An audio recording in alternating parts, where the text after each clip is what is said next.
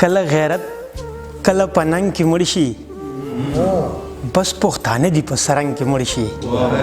خلک د سر سړي سنبال وساتي موږ نه د سر سړي په جنګ کې مړ شي کله پښتو کله په ننګ کې مړ شي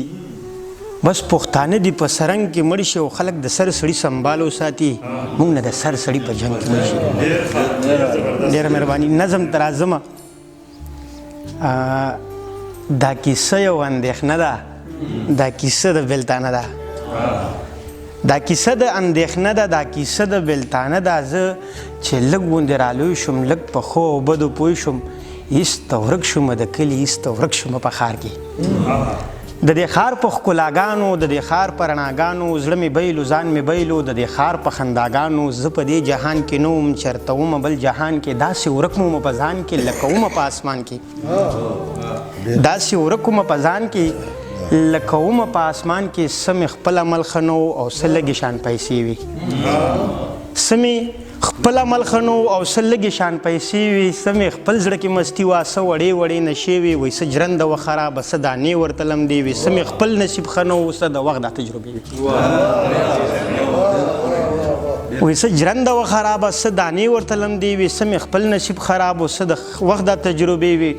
څه یادونه د سپوږمۍ و څه مې نورې مسلې وي ژوند که ښه او که وران خو بس وخت او روان لیونتوب په مخه راغلی زلمیتوب په مخه راغلی د خپل کلي په لور لاړم د خپل سلي په لور لاړم چې مې کلي ته ورپام شو تمامي عقل مې هم شو نه ګودر و نه چینارو نه ښکلا و نه سینګارو هم حجرې وې شاړې پاړې نه رباب و نه سیتارو نه په بیره کې زانګو و نه په بیره کې چغارو نه په کلي کې سپوږمۍ و نه په کلي کې رهبارو نه په کلي کې سپوږمۍ و نه په کلي کې رهبارو ما پټ په زړه کې مې له ځانه لیونۍ پوښتنه وکړه ما په کلي کې د چا نه د سپوږمۍ پوښتنه وکړه ویو بله ورخه تېرې ما بس پوښتنه وکړه وایي څه کم عقل یې لیواله تا یې اوس پوښتنه وکړه مننه